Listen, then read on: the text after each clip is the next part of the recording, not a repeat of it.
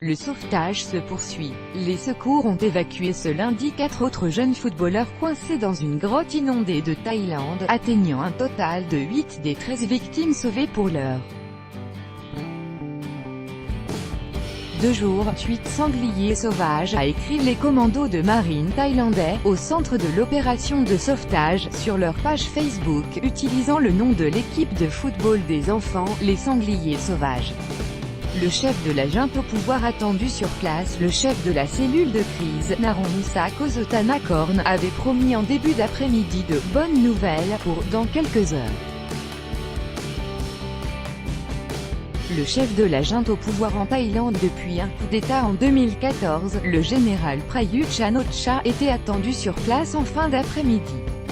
La Thaïlande tout entière espère une issue heureuse pour les enfants et leur entraîneur de 25 ans bloqué depuis le 23 juin dans la grotte de Tua Em Luang, dans le nord de la Thaïlande. La saga passionne aussi les médias étrangers qui ont envoyé des centaines de journalistes sur place. La pluie de mousson menaçant d'inonder ce réseau souterrain complexe, long d'une dizaine de kilomètres, constitue le principal défi pour les sauveteurs qui redoutent de nouvelles précipitations avant la sortie de tout le groupe.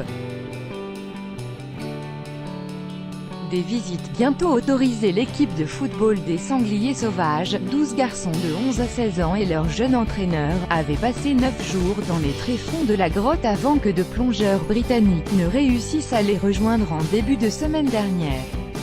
Émaciés mais en vie, ils étaient perchés sur un promontoire, à plus de 4 km de l'entrée de la grotte.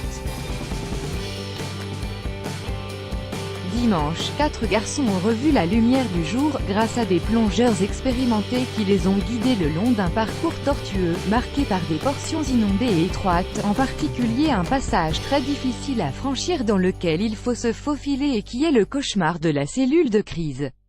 Lundi, un deuxième groupe de 4 rescapés leur a emboîté le pas. Baptisés par les réseaux sociaux « Sangliers sauvages 1, 2, 3, 4 », les 4 premiers garçons, hospitalisés, vont bien, a précisé Narongsa Kosotanakorn, même s'ils sont tenus à l'écart de leurs parents, afin d'éviter qu'ils ne soient contaminés. Vu leur état de faiblesse, les médecins envisagent de permettre aux familles de leur rendre visite, mais séparés par une vitre, a-t-il dit.